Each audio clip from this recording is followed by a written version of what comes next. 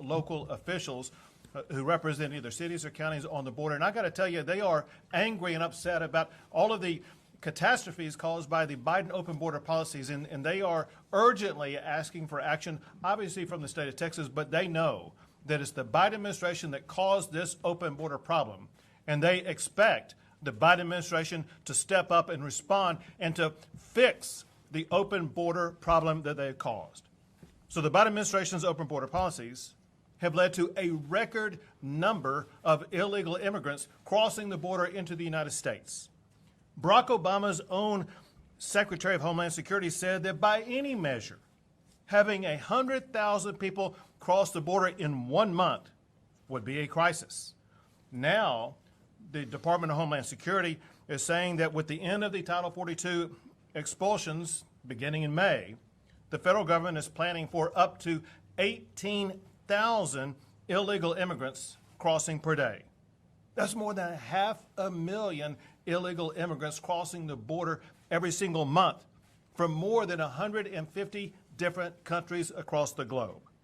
That's far beyond what Homeland Security Secretary Johnson said was a crisis. It is unprecedented and it's dangerous. We have potentially more people who will be crossing our border illegally by the end of this year than live in Los Angeles, America's second largest city. With the Biden administration ending Title 42 expulsions in May, Texas will be taking its own unprecedented actions this month to do what no state in America has ever done in the history of this country to better secure our state as well as our nation. Some of what we will be doing will be announced here today. Other parts of what we will be doing will be announced next week. Today, to put all of this in context, it was just March of last year that we began Operation Lone Star to respond to the disaster that existed at that particular moment in time. To respond to that with the help and support of the Texas legislature, I deployed 10,000 National Guard and DPS troopers to the southern border. They have apprehended more than 200,000 migrants so far. They've arrested more than 11,000, including cartel members, drug smugglers, and cop killers. And of course, they have seized more fentanyl that is enough to kill every man, woman, and child in Texas. And Texas, unlike any state in the history of our country, we have already begun to build our own border wall, securing our state and securing our country. But with the ending of Title 42 expulsions, more must be done. Today, I'm announcing a series of new strategies that will be added on to Operation Lone Star to curtail the flow of drug cartel smuggling and migrants and drugs. The first involves inspections. A zero-tolerance policy for unsafe vehicles for smuggling migrants across the border is being implemented immediately. Cartels use vehicles, many of them dangerous commercial trucks, to smuggle immigrants, deadly fentanyl, and other illegal cargo into Texas and onto our roadways. Effective immediately, the Texas Department of Public Safety will conduct enhanced safety inspections of vehicles as they cross the international points of entry into Texas. Now, I know in advance this is going to dramatically slow traffic from Mexico into Texas. It is a byproduct of cartels crossing the border from Mexico into Texas. And at this time, I'm going to sign my directive to Colonel McCraw, the Director of the Texas Department of Public Safety.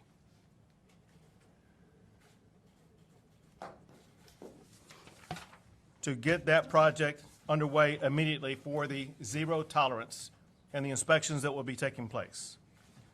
Second, to help local officials whose communities are being overwhelmed by hordes of illegal immigrants who are being dropped off by the Biden administration, Texas is providing charter buses to send these illegal immigrants who have been dropped off by the Biden administration to Washington, D.C.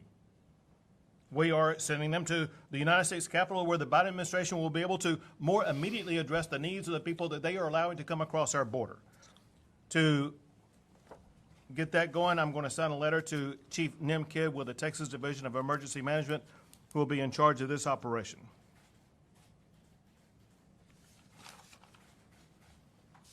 Together, and to recap on these, what Colonel McCraw is charged to do is, in this letter, I say that I hereby direct the Texas Department of Public Safety to conduct enhanced safety inspections of vehicles as they cross international points of entry into Texas. These inspections should bring immediately, or should begin to immediately help ensure that Texans are not endangered by unsafe vehicles and their unsafe drivers. And in the letter that I provided to Chief Nim Kidd concerning the transportation by bus of migrants to Washington, D.C., I say, I hereby direct the Texas Division of Emergency Management to begin coordinating the transportation of illegal aliens to Washington, D.C. Now, those two strategies are, in addition to announcing the following actions to further deter illegal immigrants, including deploying boat blockades at appropriate regions in the Rio Grande River, deploying razor wire at low water crossings and high traffic areas, creating container blockades to drive people away from low water crossings. And additionally, the National Guard will begin its first phase of mass migration rehearsals tomorrow to begin the preparation for what we are anticipating to be a potential mass influx of people coming across the border. All troopers and specially trained National Guard will be equipped with riot gear in case of potential caravan violence, like what we have all seen occur in Mexico as the caravans were making their way toward the United States. And then on top of that, the border region is going to be lit during night in prominent smuggling areas to make it far easier to detect any activity that is taking place. Now, as I said before, this is stage one of a two-part process, at least two-part process. There will be more announcements that will come next week. Over the course between today and next week, Texas will continue to evaluate the threats that are posed by the Biden administration's open border policies and announce additional actions next week to respond to these unprecedented illegal border crossings. At this time, I will turn it over to Director Steve McCraw of the Texas Department of Public Safety. Thank you, Governor. Well, Governor, we're going to be in operations at your direction at 4 p.m. today. Excellent. We've got 28 roadway locations that cross into Texas, and we're prepared to launch operations in each of those locations. Thank you. Right, sir. Commercial vehicles, trucking industry is vital to our economy. It's vital to our way of life. And the majority of operators and owners comply with regulations that relates to safety regulations. And that's vitally important because of their impact on Texas roadways and impact on Texas lives. The cartels could care less about that. They don't care about lives. They don't care about how many people they poison. They don't care how many people they kill. They care not. And they're not afraid of violating, and they have and will continue to do so, motor vehicle carrier laws, commercial vehicle enforcement laws. We've seen it most recently, and in fact, it's been increasing, Governor. The amount of smuggling that we've seen, the use of commercial vehicles that have come over, 62 people crammed into a tanker, or another 82 into a truck along those lines. And obviously, the vehicles are unsafe themselves, but they're even more unsafe because they're carrying people at the time. And the cartels have made it very clear to these drivers, you don't give up to the police. You immediately try to flee from the police. You get these things called bailouts, where the driver leaves and the vehicle continues on. And it risks the lives of not only the people that are on board, but also the community. And these continue to happen. Now, in Texas, we have over 285,000 registered commercial vehicles. And Customs and Border Protection reports that they receive across those 28 roadways we talked about, 4.8 million commercial vehicles a year that enter Texas. That's an important point to note because as we've been informed by our DHS counterparts, they're projecting that these numbers are going to vastly increase. That of course, as a result of that, the elimination of Title 42, They're expecting numbers that are so high that they've, and we're already at the record high for Texas history right now in terms of apprehensions. And in anticipation of that, we expect the cartels to do as they've done before when Border Patrol is taken off the line, is fully exploit that, including not between the ports of entry, but at the ports of entry, Governor. So here's an opportunity, based on your leadership, to be proactive, to do what we can to deter, unsafe commercial vehicles onto our roadways. And as we've mentioned, we began operations at 4 p.m. today. Thank you. One of the concerns that was raised today by local officials is a concern that we've heard repeatedly, and that's the concern that Colonel McCraw raised about bailouts. This will address those bailouts, so it will not completely solve them, but it should go to reduce the number of bailouts that we are experiencing here in the Lone Star State. Next is the Adjutant General, General Seltzer. Thank you, Governor. As you've alluded to, due to the impending elimination of Title 42, the Texas Military Department, in collaboration with our partners at DPS, will be conducting mass migration response rehearsals at multiple locations along the Texas southern border. These iterative rehearsals will commence tomorrow in 5 locations and continue well into May. We will practice employing maritime, engineering, and civil disturbance capabilities along varied avenues of approach to Texas.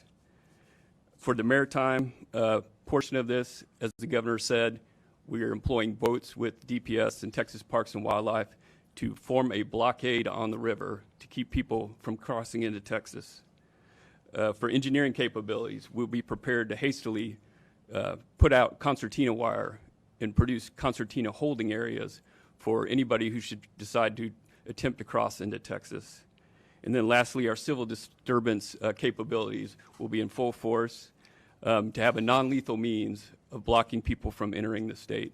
So if you're a caravan organizer and you think you're going to overwhelm or overrun a port of entry, we'll be there waiting for you. If you live in or along the southern border of Texas, you can anticipate to see increased military activity in the RGV along the Ansel Duas Bridge area, Eagle Pass, Del Rio, Laredo, and Zapata. Thank you, Governor. Thank you. Next is the Chief of the Texas Division of Emergency Management, Nim Kidd. Thank you, Governor. Our team has already begun communication with our local officials to identify pickup location points. Resources have been ordered, and we'll be ready to implement our part of this plan tomorrow morning. Great. Thank you. Any questions? Governor, what's your response to Senator Yobolsa? Go ahead. Can we talk about the resources allocated to local officials? I'm sure that you heard from the mayor in McAllen, and we've had issues with capacity once migrants are released into the cities, and we have run out of shelter at least over the summer. Are resources going to be allocated to address that? So in part, in response to what the state is doing concerning addressing border-related issues, there has been funding that has been made available to some local officials. One thing that we are making available, I think you mentioned the mayor of McAllen, is that right? One thing that we are making available to the mayor of McAllen, as opposed to McAllen having to shoulder the burden and cost of dealing with the incredibly large number of migrants that the Biden administration is basically just leaving there in McAllen. Texas is now offering the process of being able to deploy and move all those migrants by bus to Washington, D.C. Governor, Thank you. The inspection points, what will that look like? How close to ports of entry will they be? And from a constitutional standpoint, why is it legal? I'll answer the second question, and I'll let the Colonel answer both questions. Listen, for the way that the Texas Department of Public Safety will go about this process, they have been through all the legal issues before. It will be happening in the state of Texas, not on the international boundary. So that this is occurring on Texas property, on Texas roadways, which the Texas Department of Public Safety is authorized by law to conduct inspections exactly like what they will be doing. They will conduct them in a way that will ensure that there will be no constitutional issues that can validly be raised against it. Of course, everyone always files a lawsuit. We wouldn't be surprised by a lawsuit, but we know that the process that will be used by the Texas Department of Public Safety will be upheld by the law. As it concerns exactly where they're located, how they will be conducted, that would be more appropriate to be answered by Colonel McCraw. Yes, sir. Well, first, they're not going to be on federal property. They won't be on the bridges where the Office of Field Operation operates. Where we've not even asked for permission to be able to operate there. It's going to be in Texas. And we already do this at these bridges anyway. We conduct safety checks. So we're really expanding it. And although we only do a small percentage right now, it's very important, especially in lieu of how many is coming across, how many came across in 2021, and the activity that we're seeing in terms of how they're being used for smuggling. But importantly, not just smuggling, because the purpose of a safety inspection is just that. It's the safety of that vehicle and the safety of that driver. So it's our job, when we talk about commercial vehicle enforcement, is to ensure that every commercial vehicle that comes across an international bridge and onto Texas roadways is safe, and the driver is safe as well. If it's not, we'll put them out of service. As far as the notification, how will that happen from DPS to the truckers? As we do anytime they come off the bridge, we will direct that. They'll have plenty of forewarning in terms of what's happening, and we'll communicate that to them clearly. We'll use signage, but more importantly, we'll have troopers on the ground to be able to direct them. Is this going to be every vehicle coming into the state of Texas? We're going to ensure every commercial vehicle that enters the state of Texas is safe. And how do you have sort of probable cause? We don't need probable cause to do safety commercial vehicle enforcement inspections, and that's what we're doing. It's not a subterfuge to locate crime. It's simply to make sure that those vehicles are safe when they enter Texas. I just want to make sure that's Yeah. clear. Yeah. I also want to bring up the fact that Operation Lone Star is getting an additional $531 million. I guess we can speak to, is this something that we can see funded? And we're talking about these operations, both from DPS as well as the Texas Department of Emergency Management. Is there funding to make this happen consistently? To achieve what we're talking about right now requires no additional funding right now. Obviously, as you're pointing out an issue that was raised in hearings earlier this week, and that's the reality, and that is securing the border does not come cheap. Securing the border would cost Texas nothing if the federal government was doing its job, but because Joe Biden is not securing the border, the state of Texas is having to step up and spend Texas taxpayer money doing the federal government's job. Texans have the backbone and the will to secure a border, two things that Joe Biden does not have. All right, next outlet. Yep. Regarding the charter buses, how many are we talking? When is it set to begin? And again, can you clarify, you're talking about migrants who are like mass released from the federal government into Texas towns that don't have the infrastructure for it. You're going to put them on charter buses and take them to DC? I'm going to answer the latter part and let Chief Kidd answer the first part. Yes, so the Biden administration, as we speak, with the current numbers, even before the elimination of Title 42, they've been dumping large numbers of migrants in cities up and down the border, leaving the cities to grapple with challenges they don't have the capability of dealing with. They themselves have been putting these migrants on buses to San Antonio. So I said, I got a better idea. As opposed to busing these people to San Antonio, let's continue the ride all the way to Washington, D.C. How can you do that? Hold on a second. He gets to respond to the first part of the question. Thank you. The first part of the question, the long answer is, in past disasters, we have pulled up to 900 buses for operations to do evacuations. We will use as many buses as we need to follow the governor's direction to get this done. Two more questions. Is there a place in DC that you all are planning to send these migrants to? Is there a designated area you guys have in this plan? The first location will be the steps of the United States Capitol. All right, last question. Governor, there was reports today that you would declare an invasion and deputize National Guard and state troopers. You didn't mention that today. Is that something that you have planned to do in order to send migrants back across the border? Well, first I got to tell you, you got to question your sources because apparently they're not good. But secondly, what I'll tell you, largely speaking, and that is, as I pointed out earlier, there will be more announcements next week where Texas is evaluating every tool that we can possibly use to make sure that we are doing everything we can to secure the border, period.